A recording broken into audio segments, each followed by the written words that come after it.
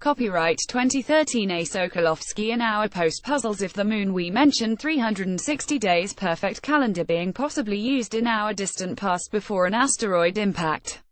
Was a major asteroid impact in our distant past responsible for disruption of perfect cycles of the Earth and Moon system? Such disruption would speed up rotation of our planet, so after the impact the Earth would take 365.25 days instead of 360 to complete its full 360-day orbit around the Sun.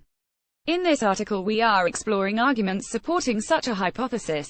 Although arguments presented here are not a proof of such theory, they show that it is not an impossible idea. Nature's calendar used to be perfect. Is it possible that in the beginning our Earth and the Moon had perfect relationship with each other and the Sun? All calendars, ancient and modern, were defined by astronomical cycles of the Earth and the Moon. All calendars began with people recording time by using natural cycles, days, lunar cycles, months, and solar cycles, years. Ancient peoples have attempted to organize these cycles into calendars to keep track of time and to be able to predict future events of importance to them, such as seasons, e.g. the annual Nile flood in ancient Egypt, eclipses, etc. The main problem was that after the asteroid impact these natural cycles did not divide evenly. Today, the solar year is 365.242199 days long, 365 days 5 hours 48 minutes 46 seconds, and the time between full moons is 29.530589 days. Therefore in 1 year there are 12.37 moon cycles, 365.24 29.53 12.37. Solar day divided by ancient astronomers into 24 hours 1440 minutes 86,400 seconds is defined as the time between one noon and the next. The day is defined with respect to the position of the Sun in the sky. In our daily lives it is practical to use solar day as a unit of time. Solar time is measured by the apparent diurnal motion of the Sun, and local noon in solar time is the moment when the Sun is at its highest point in the sky, exactly due south or north depending on the observer's latitude and the season. The average time for the Sun to return to its highest point is 24 hours. The Earth makes one complete rotation around its axis 360 days in relation to distant stars, not the Sun, and the time to complete this full rotation is called sidereal day. The Earth's orbital cycle is called 1 solar year. Today it takes 365.24 solar days to complete its orbit in relation to the Sun. This orbital cycle combined with the tilt of the Earth's spin axis 23.44 degrees is perceived as the cycle of seasons, and it is also responsible for the variable length of the daytime throughout the year. On the northern hemisphere, summer daytime is much longer than in winter. The Moon makes a complete orbit around the Earth with respect to the fixed stars about once every 27.3 days, its sidereal period. However, since the Earth is moving in its orbit about the Sun at the same time, it takes slightly longer for the Moon to show the same phase to Earth, which is about 29.5 days, its synodic period. We call it one lunar month. Nature's nearly perfect calendar. The Moon could be nature's perfect clock if the solar cycle period were exactly divisible by the period of the lunar cycle. For example, if solar year were exactly 360 days instead 365.25 and lunar cycle were 30 days instead of 29.53, we would have a perfect calendar based on 12 months of 30 days per month. Such calendar would have perfect sync of the 12 lunar cycles with a solar year of 360 days. The perfect Earth would take 360 days to complete 360-degree circular solar orbit, 1 day per day. The perfect Moon would take 30 days to complete 360-degree circular orbit around the Earth, 12 days per day. In such case, we could have a year based on 12 months of 30 days. Each month would have 5 weeks of 6 days each. We can only wonder if these numbers were true for the Earth in the early period of the solar system. Today, the solar year is 365.242199 days long, 365 days 5 hours 48 minutes 46 seconds, and the time between full moons is 29.530589 days. Therefore in 1 year there are 12.37 moon cycles, 365.24 29.53 12.37. The main problem is that these natural cycles do not divide evenly. Is it possible that these cycles were perfect in the early before the asteroid impact days? Note there is another perfect calendar recently proposed for our current cycles of the Earth and the Moon. If the solar year were exactly 364 days instead of 365.24 and lunar cycle exactly 28 days instead of 29.53, we would have another perfect calendar based on 13 months of 28 days per month, with each month having 4 weeks of 7 days. Such calendar was proposed as 13-moon calendar discussed in this article, with the 365th day called the day out of time. It is possible that in the early days of our planet, perhaps by design of the great architect of the solar system, or by some unknown laws of physics, the Earth would take exactly 360 days to complete its orbit around the Sun, and the Moon would take exactly 30 days to complete its orbit around the Earth. There would be 12 lunar months of 30 days per year. The Earth would have to spin slightly slower than today in order to complete its orbit around the Sun in exactly 360 solar days. During the same time, the Moon would complete 12 full orbits around the Earth. At present, the time for Earth to complete full orbit around the Sun in solar days is 365.242199 days long, 365 days, 5 hours, 48 minutes, 46 seconds. Earth orbits the Sun once every 366.242 times. It rotates about its own axis in relation to stars, but in relation to the Sun it turns only 365.242 times to complete its orbit. The time between full moons is 29.530589 solar days. If we count period between two consecutive moon phases using slower days, 360 instead of 365.25, we get here is something to ponder. Although ideal periods of the Earth and the Moon cycles are described by numbers very close to the current values, calendars must reflect the correct numbers in order to properly keep track of time and have seasons in sync. Today, a month measured by the Moon doesn't equal an even number of days, and a solar year is not equal to a certain number of moon cycles. Months are moons.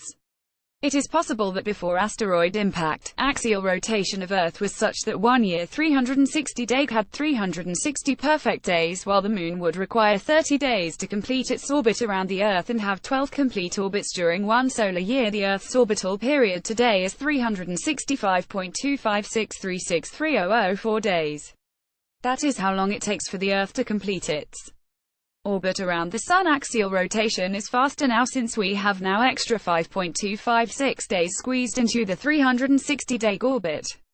Modern solar day, defined as the period of time from noon to noon when compared to the pre-impact day, is slightly faster than old day if counted by absolute units of time, e.g. by atomic clock, since the asteroid impact might have slightly accelerated spin of the Earth. 1 modern day today, 1 old day by 365.25636300430. Moon orbital period today is 29.530589 days. If the Moon orbit was not affected by the asteroid impact and stayed the same as today, the time from full moon to full moon before the impact would be 30 old days measured in pre-impact days, 29.530589 by 365.25636300430 are old days, 29.9627 are old days, nearly 30. If the Moon orbit were perfect, this number could have been exactly 30 old days.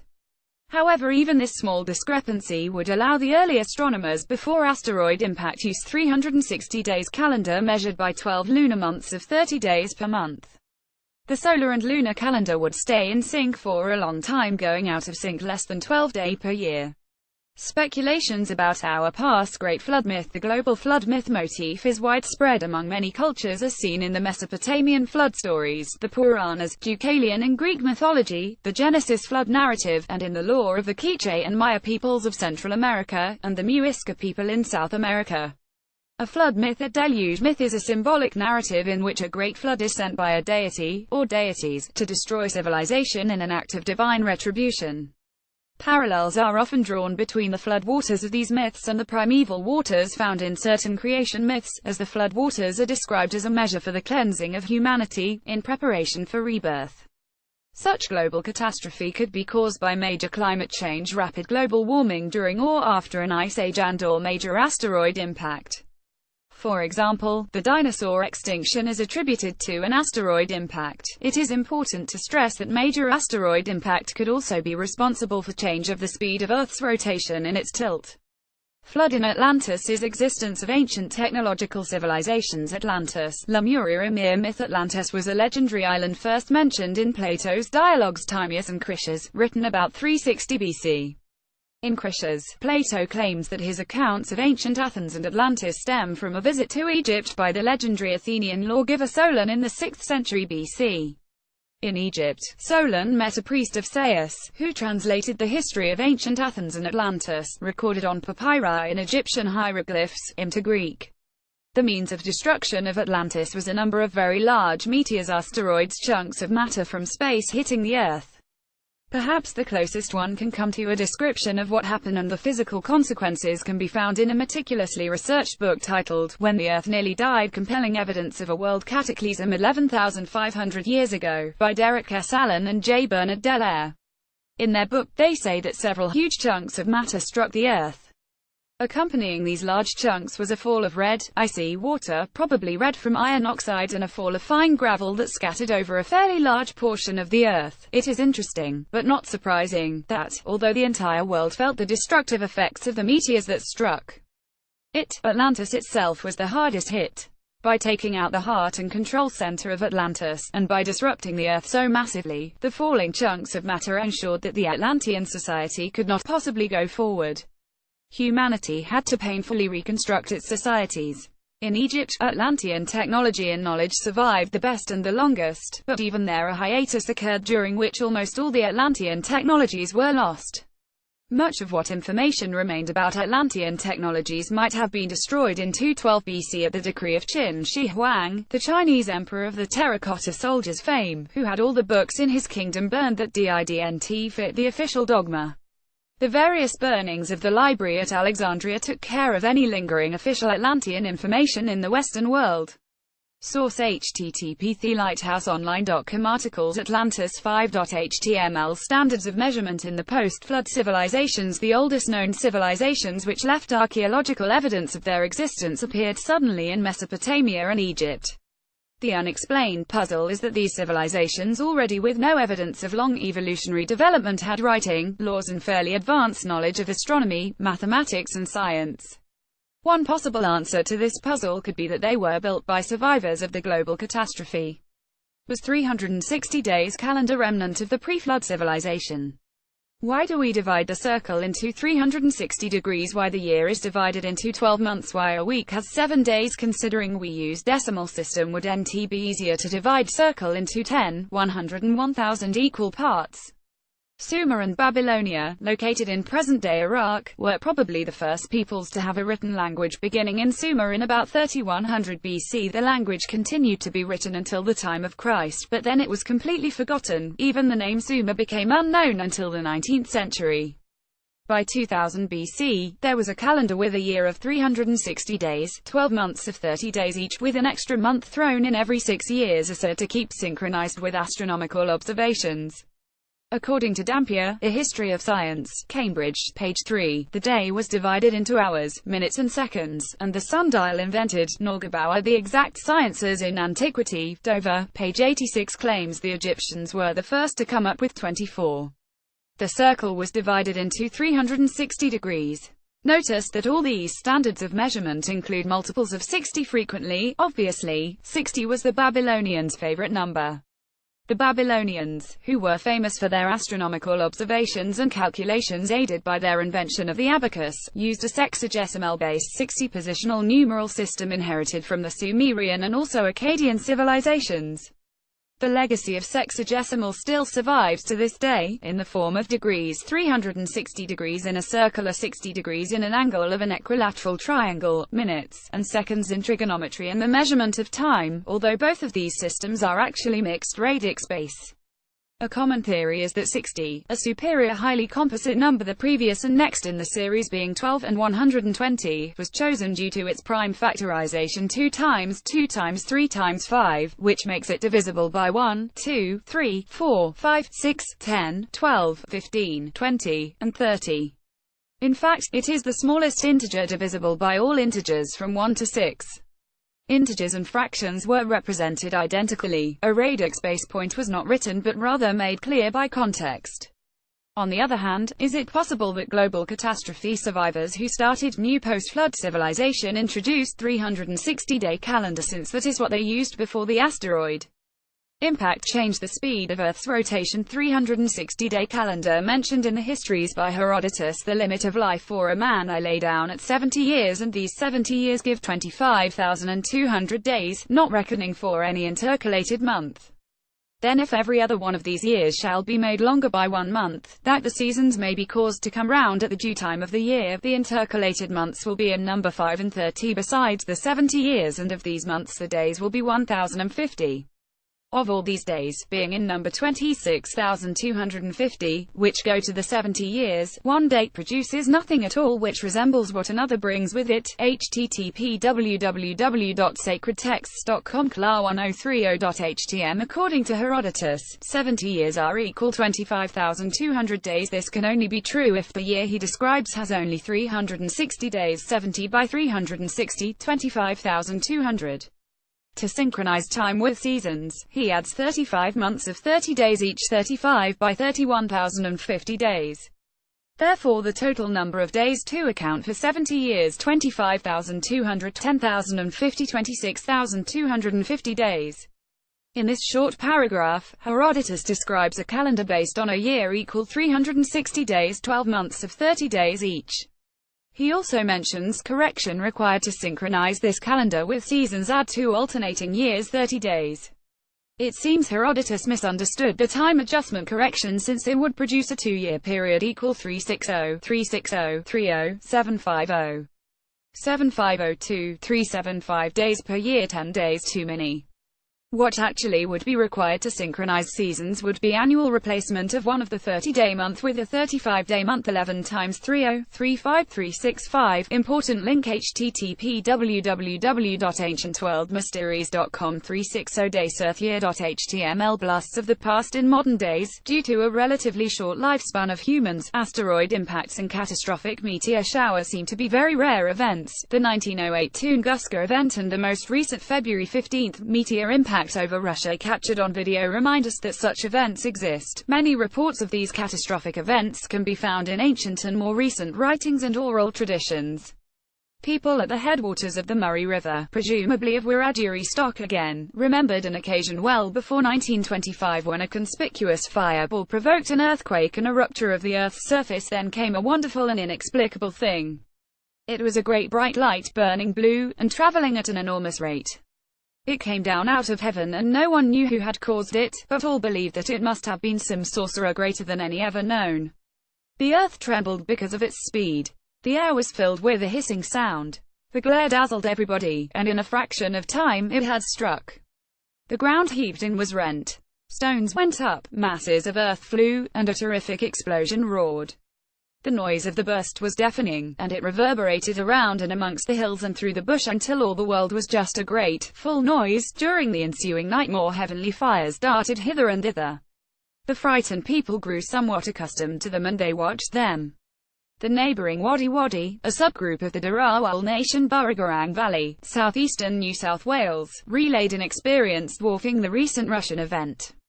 At the end of an extremely hot day in the distant past, the sky and all its denizens appeared to shake. Then the sky moved. In the darkness, with just a shred of the red of the burning west left, and with the stars showing brightly, and a rising moon putting an inquisitive edge over the haze of the east, the sky heaved and billowed and tumbled and tottered. The moon rocked. The stars tumbled and clattered and fell one against the other. The Milky Way also billowed, and it split, and in some places is never joined together again, leaving blank spaces that we call Magellan's clouds. Unless these celestial bodies were directly affected, the most economic interpretation of this account appears to be the passage of a dense meteor shower producing optical distortion in the atmosphere. Then came the fireball, bursting into fragments that left permanent scars on the landscape. The great star groups were scattered, and many of them, loosened from their holds, came flashing to the earth. They were heralded by a huge mass, red and glowing, that added to the number of falling stars by bursting with a deafening roar and scattering in a million pieces which were molten. The people were too scared to move. The disturbance continued all night. When the smoke and the clamor had died away and morning had dawned, it was seen that the holes had been burnt into the earth, and great mounds were formed by the molten pieces, and many caves were made. The burning was still going on, for molten masses and flame were being belched forth. A storm of impacting meteors responsible for all this havoc must have been rare indeed. Yet even worse calamities come down from Australian law. Polly Brown was a Barkindji, Western New South Wales who, sometime before 1927, told the hoary tale of a fallen star and they could see the sky was lit up, and there wasn't any moon, so they took notice of this, and they got scared. Then they heard this rumbling noise from the sky, like thunder, and as it came down close, there was red streaks, and a great big ball of fire coming down, and there was smoke, capitals and bold typeface in the original. A tragic loss of human life ensued and a lot of them got trapped. They just couldn't move because it came down too quick. And where it fell, some of them died there, and some of them got burnt. There was fire in it, the others died there. They had to move quick because of the rain that was coming behind. The fireball appears to have left a crater where it fell, on the river east of Wilcannia, at the third bend before Mount Murchison. This big circle of rock is where the star fell. You can only see it when the river dries up. The old people called this bend Pearly Ngrangkalitji, that's the fallen star in Parkantji language. In the wake of the impact, the landscape was flooded. Then it started to rain, and it rained for days, and days, and days, and they kept moving. This group of people, they had to get to the higher ground. All the swamps was full, there was just a sea of water everywhere. There was no way they could have a rest except if they found a little island somewhere. Auntie Polly Brown said that's why you'll see fingerprints and footprints in the rocks there today, because they were the people going up and coming down these hills and the rocks used to be soft. Moreover, the Barkindji discovered curious stones at the site of the impact years ago. When we came out here, there was some different colored stone as well as what you see now. There was a lot of black stone here, that sort of dull black like you see in our people's old fireplaces. And it had shiny bits like black marble, too, and bits of green, and bits that were whiteish like the fat in a sheep. As discussed earlier, the description seems to match Australites, yet to suggest that this class of tektites was any more recent than 800,000 years is anathema to scientific consensus.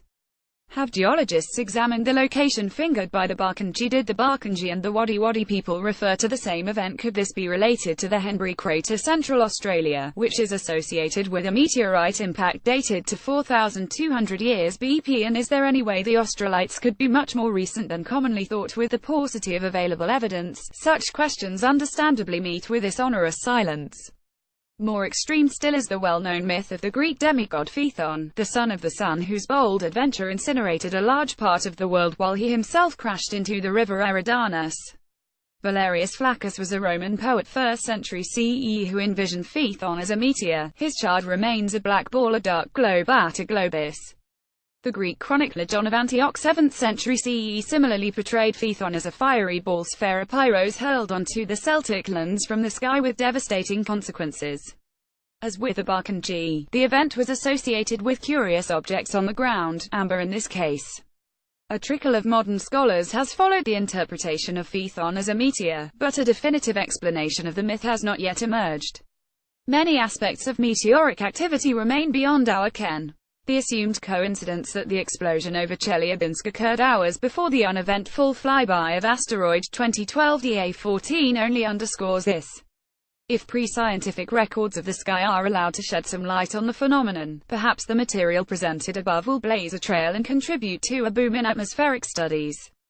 Rens van der Sluijs, Mythopedia.info. Source http www.thunderbolts.info. Update pod. Subject related links. Books When the Earth Nearly Died, Compelling Evidence of a World Cataclysm 11,500 Years Ago. D.S. Allen. Author J.B. Dallaire. Author review. Allen and Dallaire do a brilliant job in revealing that researchers have barely touched the tip of the iceberg of events that shook the Earth around 9577 BC.